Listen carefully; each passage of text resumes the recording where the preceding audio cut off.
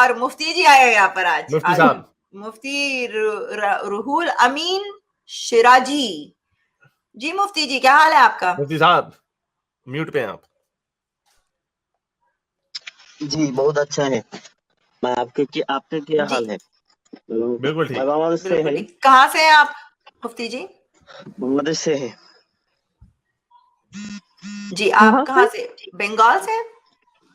बांग्लादेश? बांग्लादेश से है। अच्छा, क्या कहना चाहेंगे आप? मैं एक सवाल करने के लिए आया है कि बांग्लादेश जी के एक एथिस्ट है, उसका नाम आसिफ मोहिउद्दीन। उन्हें कहते हैं कि अगर कोई लड़का और माँ दोनों बालिग हो जाए और वो दोनों ने मिलकर मुजामत करे तो वो इल्हाद में जायज है। और प्रोफेसर लॉरेंस क्राउच ने कहते लड़का और हैं, माँ दोनों बालिग हो जाए, मतलब माँ तो पहले ही बालिग थे। लड़का इसीलिए बालिग हो कहा जाए। कि दोनों बालिग है। इसलिए कहा कि दोनों बालिग है कि अगर और प्रोफेसर लॉरेंस क्राउच ने हमजा जर्जिस के साथ जब डिबेट किया, उस जगह पर उन्हें कहा कि कोई चाहिए तो ये कर लिया तो इसके ये खराब नहीं है। ये तो मेरा उन्होंने सवाल खराब, ये है कि हाँ जी जी पूछ रहे हैं आप, पूछ वो पूरा कर लो।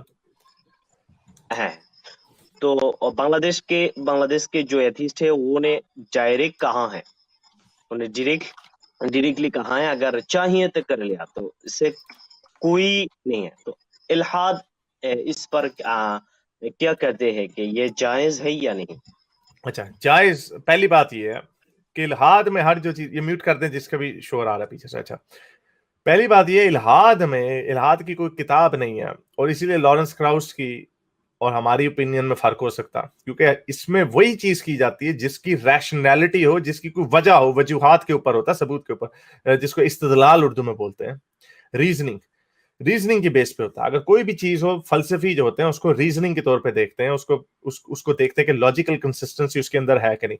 अब फलसफे में अब एक चीज है जिसको कहते हैं कॉन्सिक्वेंशियलिज्म, कि यानी हर जो चीज हम करेंगे उसका कोई ना कोई नतीजा निकलेगा। अगर आज हम ये कोई बात कर दें कि भाई के दरवाजे खुले रख के सोना, तो उसका एक कॉन्सिक्वेंस निकलेगा, चोरियां बढ़ जाएंगी। ऐसे हो सकता है, ये पॉसिबल है, मुआशरे के ऊपर डिपेंड करता है। नॉर्वे में ऐसा शायद ना हो, पाकिस्तान में तो सारे कंगाल हो जाएंगे। कॉन्सिक्वेंशलिज्म। अब देखें, अगर कोई मुर्दा गोश्त है, कोई बंदा मर गया, अगर वो लिख देता अपनी विल में कि मैं चाहता हूं कि मेरे ना यार दोस्त मुझे ना बारबेक्यू करके टिक्का बोटी बना के मेरा खा ले, तो इसकी इजाजत भी कभी कोई कानून नहीं दे सकता, और मेरे नजदीक भी ठीक है, क्योंकि ये इसका कॉन्सिक्वेंस क्या निकलेगा? इसका कॉन्सिक्वेंस ये हो सकता है कि फिर लोग जो मरने वाले हैं उनसे लिखवाना शुरू कर दें, जिस तरह वसीयतों पे दस्तखत होते हैं, जिस तरह आप उसको, जिसने अगले महीने मरना है शायद उसको पहले मारने, क्योंकि इंसानी गोश्त के एक टेस्ट होता है, हर बंदा ये कहता है इंसानी गोश्त का मजे का होता है, उसका कुछ और ही मजा होगा। तो इसको कहते हैं फलसफे में कॉन्सिक्वेंशलिज्म। हमने ये चीज अलाउ नहीं करनी, चूंकि इसका कुछ और नतीजा निकल सकता है। अब ये फलसफी बात है, इसका कुछ चीजों का रेफरेंस नहीं होता हमारे पास, यानी उसका कोई हमारे पास प्रेसिडेंस नहीं है।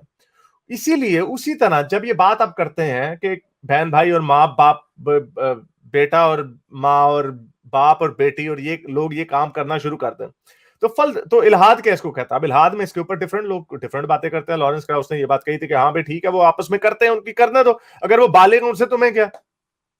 और जो लोग ये काम करते हैं, पहली बात ये, चाहे वो मुस्लिम मुल्क हो या गैर मुल्क हो, हमारे पास बेतहाशा ऐसे वाकयात पड़े हुए हैं। अभी इंडिया में अभी 1 महीना पहले एक वाकया हुआ था जिसमें बाप ने अपनी बेटी से शादी की, बल्कि अभी 1 हफ्ता पहले वीडियो आई थी कि बाप और बेटी को फेंटी पड़ रही थी क्योंकि वो इस तरह के काम कर रहे थे।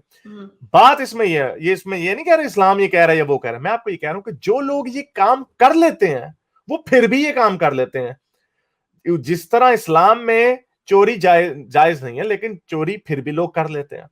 तो उसी तरह अब मैं जो कॉन्सिक्वेंशलिज्म को फॉलो करता, जब मैंने आपको अभी इसका जो बताया, आपको समझाने की कोशिश की कि हम इंसानी गोश्त क्यों नहीं हलाल कर सकते, उसी तरह हम स्टेट के रियासत के लेवल पे हम इसको इंसेस्ट को अलाउ इसलिए नहीं कर सकते क्योंकि अगर हमने इसको नॉर्मलाइज कर दिया, और इसकी एग्जांपल है छोटी सी मेरे पास, अगर हमने इसको नॉर्मलाइज कर दिया तो ये बात कहां पे रुकेगी? अगर ये रवाज बन जाए कि बाप जो है अपनी बेटी को पैदा होते ही ये ग्रूमिंग करने लग जाए कि जब ये बड़ी होगी 13-14 साल की तो मैं इसके साथ सेक्स कर सकता हूं, और वो उसकी कंडीशनिंग ऐसी करेगा कि वो इसको गलत नहीं समझेगी। और ये भी बड़ी कॉमन सी बात है, बड़ा आराम से ऐसे होता है। हमें पता है कि जब आप बच्चे की कंडीशनिंग कर देते हैं कि आपने हिजाब पहनना है या आपने ये काम करना है या नहीं करना, उसकी कंडीशनिंग वैसे हो जाती है। तो इसलिए ये अब्यूज ऑफ पावर में आ जाएगा। और इस तरह फिर कितने लोग ये करेंगे। इसकी मिसाल, सबसे बड़ी मिसाल ये है कि मुसलमानों में कजन मैरिजेस होती है। अगर आप कजन मैरिजेस का नाम किसी को भी देंगे, किसी के सामने भी, किसी हिंदू के सामने बताएंगे, किसी गोरे क्रिश्चियंस के सामने बताएंगे कि कजन मैरिजेस होती है, वो उसको उस तरह देखेंगे, उतनी हकारत से देखेंगे जिस तरह आप लोग बहन भाई की शादी को हकारत से देखेंगे। तो ये है कॉन्सिक्वेंस, ये उसके कॉन्सिक्वेंशलिज्म के नजरिए से। और अगर मेडिकली भी बहुत सारे, जब आप इस तरीके से इंसेस्ट होता है तो बच्चे आपके एबनॉर्मल पैदा होते हैं या किसी ना किसी डिफरेंशियल नहीं, उसका जवाब ये, उसका सोल्यूशन वो ये रखते हैं, उसका सोल्यूशन ये रखते हैं, आप कॉन्डम पहन के कर लो, ये काम करो, उसका फैसला क्या होगा। हाँ मैं आ रहा हूँ, अभी उसी पे आ रहा हूँ। मैंने आपको ये बताया कि कॉन्सिक्वेंशलिज्म की बुनियाद पर ही हम जिस तरह इंसानी गोश्त को हलाल करना रूल आउट कर सकते हैं, उस तरह हम इसको भी रूल आउट कर सकते हैं। अब इसको रूल आउट करने की वजह क्या?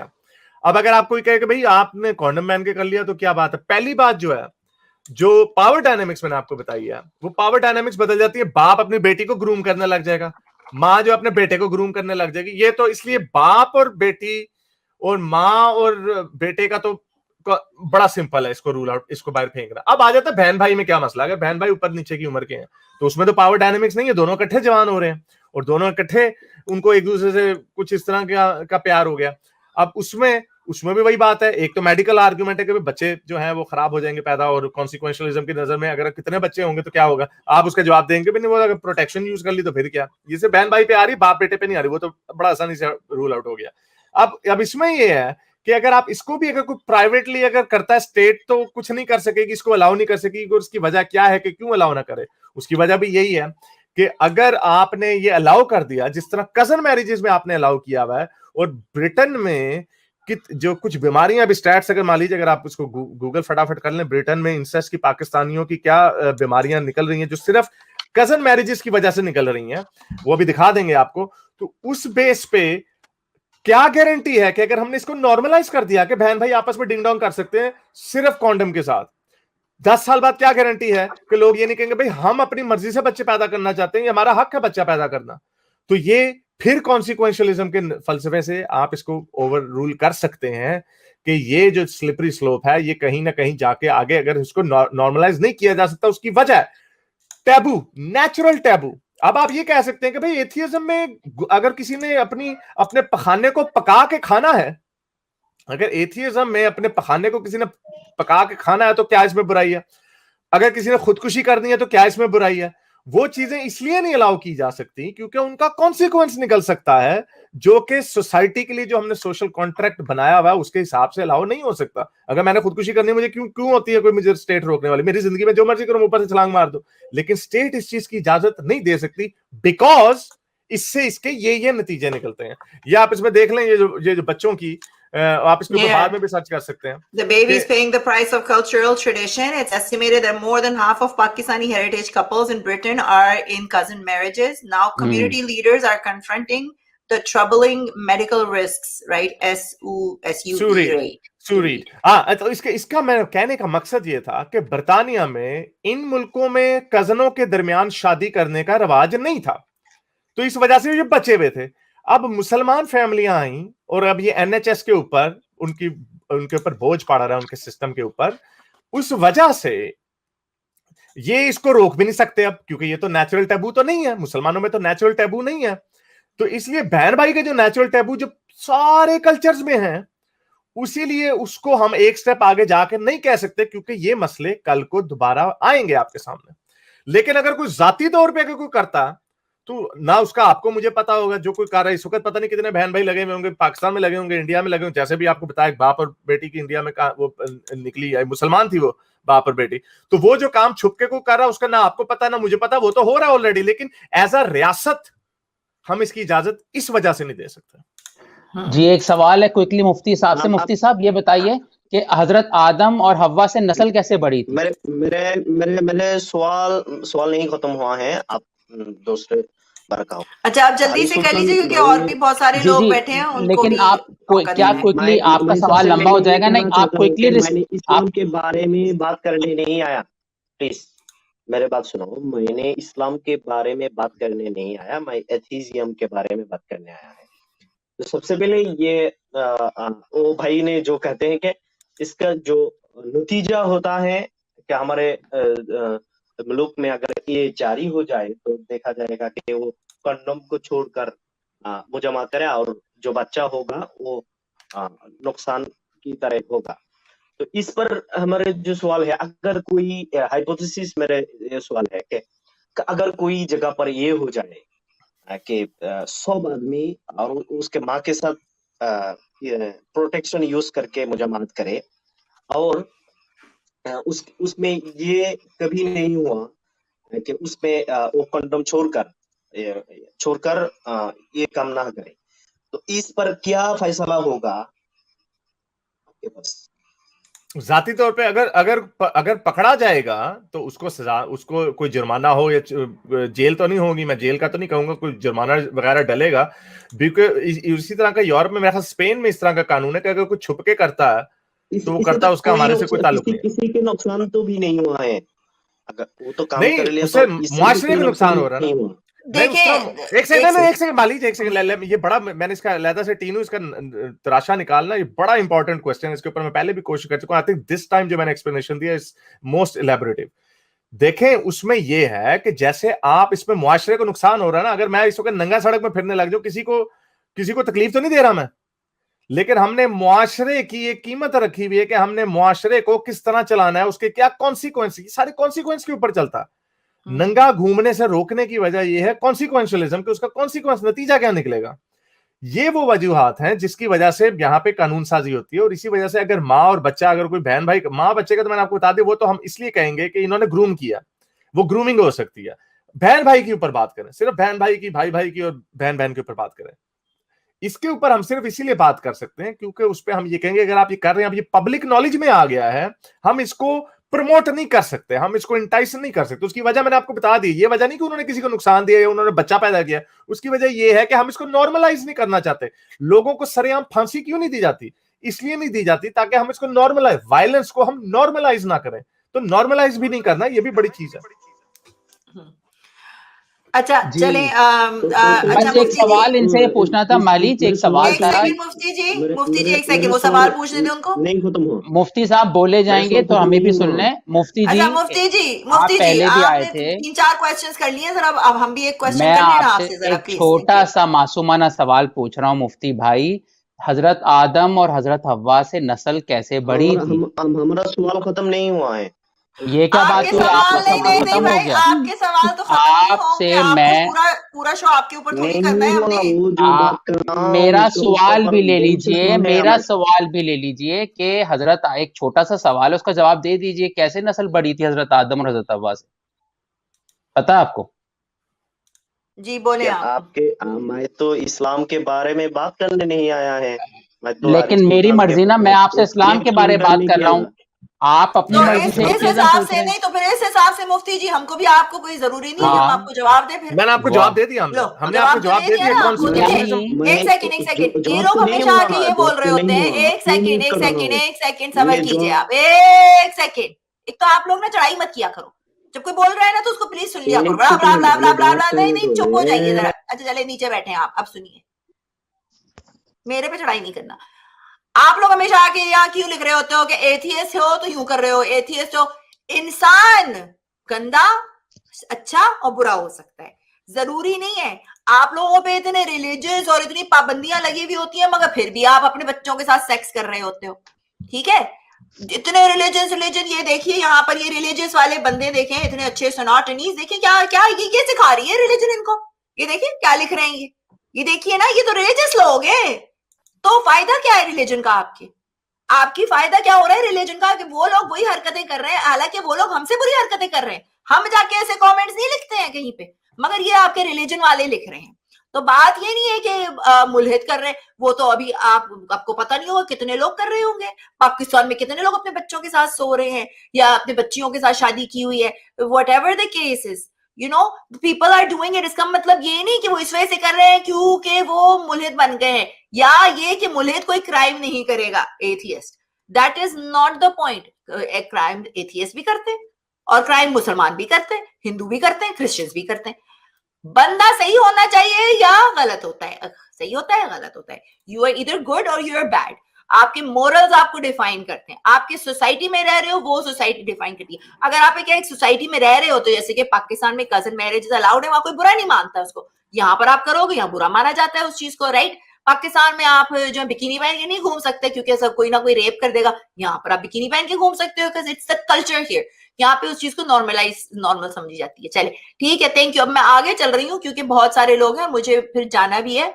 सो जी सूर्या जी, उन्होंने जवाब नहीं देना, गुलजार एलिया उनको, क्योंकि वो यहाँ पर किसी और के जवाब देने नहीं आए थे, वो बस हमारे ऊपर चढ़ाई करने आए थे। लेकिन इसमें मैंने बड़ी क्विकली मैं इसमें कहना, इसके ऊपर कॉन्सिक्वेंशियलिज्म के पॉइंट ऑफ व्यू से इससे अच्छा मेरा नहीं ख्याल कोई जवाब मिलता। मैं अपने आर्गुमेंट को खुद डिबंक कर सकता हूँ। ओनली वन पॉइंट कि अगर कल को एक ऐसी सिचुएशन बन जाए जहां से बहन भाई की शादी से बच्चे जो हैं वो अपाहिज ना पैदा हो, ओनली देन मेरा जो आर्गुमेंट है वो फ्लॉ होगा, वो ब्रेक डाउन करेगा। जो बाकी इन्होंने कॉन्डम वाली बात की तो मैंने बता दी उसका कि ये कब तक इसको रोकेंगे। अगर इंसानी हकूक है, अगर हम मोहब्बत को, बहन भाई की जिस्मानी रोमांची मोहब्बत को हम उसको आम कर देते हैं, तो क्या जाहिर बात है वो किसी ना किसी स्टेज पे वो कहेंगे हमने बच्चे पैदा करने हैं। हाँ, तो ये तो और बड़ा अगर सिंपल कॉन्डम फट जाए, कॉन्डम कौन सा 100% गारंटीड होता है कि उसमें से आपकी 100% प्रोटेक्शन है, right. There is always a thing that can happen. ये एक और है, देखिए ये एक और है, ये भी किसी रिलीजन के फैनेटिक है, पता नहीं ये होंगे मोमिन या हिंदू। देखो सैफरॉन है ना, ये सैफरॉन है ना, ये हिंदू टुन्नी है, ये टुन्नी। अच्छा टुन्नी है, तो ये देखो ना आपने क्या वाह जी ऐसे होते हैं टुन्नीज। मैं तो समझी आपकी रिलीजन आपको औरतों की जो है बड़ी इज्जत करना सिखाती है। देखो हमारे मुल्कों पे खामखाई में तुम लोगों एक और पॉइंट है, मैं सिर्फ एक जुमला बोलूंगा यहाँ पर आगे बात बढ़ाते हुए। जो बहन भाई की शादी में ना एक और पॉइंट है, सोसाइटी की प्रोग्रेशन रुक जाएगी। सुबह से भाई नहीं जाएगा नहीं जॉब पे, उसको बहन मिल रही है घर पे, वो सुस्त हो जाएगा। सोसाइटी में आपको स्ट्रगल चाहिए होती बात नहीं है गुलजार जी, ऐसा भी नहीं है। नहीं मैं मेरी बात नहीं मैं कुछ और कहना चाह रहा हूँ। मैं मेरी बात पूरी अगर सुन ले, मैं ये कहना चाह रहा हूँ हमारी सोसाइटी में जो आप मेरी आधी बात समझ के मिसरीड नहीं करें, मैं ये कह रहा हूँ एक अल्फा मेल होता है, वो अच्छी पढ़ाई करता है, वो इसलिए अच्छी पढ़ाई करता है, अच्छी जॉब ढूंढता है कि उसको एक अच्छा पार्टनर मिले। इससे सोसाइटी में कंपटीशन हेल्दी बनते हैं, ठीक है। लेकिन अगर घर में ही बहन जैसी भी हो, बंदा ना मैट्रिक करेगा, कहेगा मेरी बहन मेरे साथ है, तो सोसाइटी में प्रोग्रेशन कहीं रुकेगी। स्ट्रगल चाहिए होती है, कंपटीशन चाहिए होती है। आप लोग मेरी आधी बात समझ के मुझे मिसलीड कर जाते हैं। कोई बात नहीं बहना, आपको मैं काउंसलिंग बड़ा अच्छा पॉइंट है। वैसे एक सेकंड गुलजार जी, बड़ा अच्छा पॉइंट आपने जो सोचा है, I am thinking about this, क्योंकि जो कंपटीशन जो ये एक थ्योरी है कि जितनी भी इस वक्त कंपटीशन होता है, ये सारा इसके अंदर सेक्सुअल टेंशन इन्वॉल्व होती है। अगर आप किसी लॉयर के पास जाते हैं, आप अपने काम पे कर रहे होते हैं, आप किसी दुकान पे जाते हैं, वहां पे कोई ना कोई एक सबलिमिनल जो होती है वो भी एक सेक्सुअल टेंशन होती है। इवन दो मर्द जो होते हैं उसके अंदर भी सेक्सुअल टेंशन का मतलब ये नहीं कि उसके साथ डिंग डोंग करना चाहता। सेक्सुअल टेंशन का मतलब होता है डोमिनेंस भी होती है कि मैं I am the alpha male in this room, you are the beta male, या आप थोड़े से मेरे से कम हो, और वो बंदा अपनी छाती ज्यादा फैला के बात करता है। ये सारी चीजों में ये जो हमारी डायनामिक्स है सोसाइटी की, they all revolve around sexual dominance. और सेक्सुअल डोमिनेंस फिर मैं ये कह दूं, इट्स नॉट नेसेसरीली जस्ट के ये जो डिंग डोंग वाला जो पार्ट है वो नहीं, सेक्सुअल डोमिनेंस ही हर चीज में होती है। So anyway that's a very good point कि अगर ये इससे केवमैन डे से भी उठा लें कि जो ज्यादा बड़ा ताकतवर मर्द होगा उसकी तरफ औरतें ज्यादा अट्रैक्ट होंगी, क्योंकि उसको इस चीज की श्योरिटी मिलेगी कि उसको उसका घर उसके पास होगा, वो खाने को उसके बच्चे जो होंगे वो भूखे नहीं होंगे वगैरह वगैरह। और जो फिर अगर आपस में लगे रहेंगे तो कंपटीशन तो खत्म हो जाएगा। Good point. चलें ओके आगे चलते हैं। मेरे इस नेक काम को जारी रखने के लिए मुझे पेपैल या पेट्रियन पे जरूर सपोर्ट कीजिए, ताकि मैं अपना पैगाम ज्यादा से ज्यादा लोगों तक पहुंचा सकूं।